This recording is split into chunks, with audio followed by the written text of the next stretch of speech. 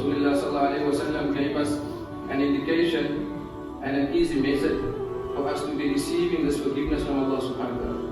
And amongst those easy methods of receiving the forgiveness from Allah subhanahu wa ta'ala in the month of Ramadan, the Prophet sallallahu alaihi wasallam says, "Man qama fi layali Ramadan," the one who stands in the nights of the month of Ramadan, غُفِرَ لَهُ مَا تَقَدَّمَ مِنْ ذَنْبِهِ. And in another hadith it says, وَمَا تَأَخَّرَ. That standing in the night in supererogatory prayers, in nawafil, in salatul tarawih, in qiyamul layl, standing imanan wa ihtisaban li wajhi Allah al-karim, standing for Allah's sake, standing for the sake of Allah subhanahu wa ta'ala and for no other reason besides Him subhanahu wa ta'ala, standing in hope that we receive from Allah subhanahu wa ta'ala's mercy, standing in hope that we receive from the meanings of the Quran that enters into our hearts, standing in hope that Allah subhanahu wa ta'ala will be pleased with us, standing in hope that because of our qiyam that Allah subhanahu wa ta'ala will elevate us, standing in hope that in our qiyam that Allah subhanahu wa ta'ala will forgive us, standing in hope that in our qiyam that Allah subhanahu wa ta'ala showers us with His mercy,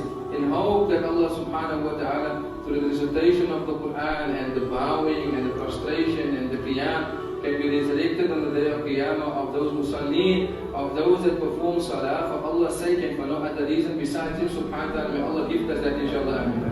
May Allah grant that we be included in those that will be forgiven by Allah subhanahu wa ta'ala in these days. Ameen. So the Prophet sallallahu alaihi wasallam, continuing with the hadith, we spoke about the Prophet getting onto the first step, and then the Prophet sallallahu alaihi wasallam says Ameen, and then he gets onto the second step, and then he says Ameen. And then the Prophet ﷺ gets onto the third step. And the Prophet ﷺ says, Ameen.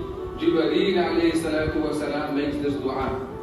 And he says, Ya Rasulullah, say Ameen to this dua. فَقُلْتُ Ameen. And the Prophet said, Ameen. What is the dua? مَنْ أَدْرَكَ أَبَوَيْهِ أَوْ كِلَاهُمَا فَلَمْ يُدْخِلَاهُ الْجَنَّةِ بَعُدَ. Prophet ﷺ started off by saying, Jibreel says, بَعُدَ مَنْ أَدْرَكَ أَبَوَيْهِ أَوْ كِلَاهُمَا فَلَمْ يَدْخِلَاهُ الْجَنَّةِ. Woe to that person that finds his parents at a senior age.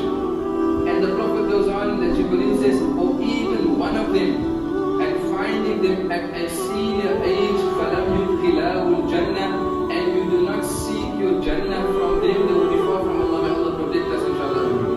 For those that have parents, and they are still amongst us, it's an opportunity that if you're going to miss out on it, then besides the fact that you are not going to be receiving Jannah on account of them, you are going to be receiving the dua from Sayyidina Muhammad sallallahu alaihi wasallam. He said, Ameen, may Allah protect us from that issue.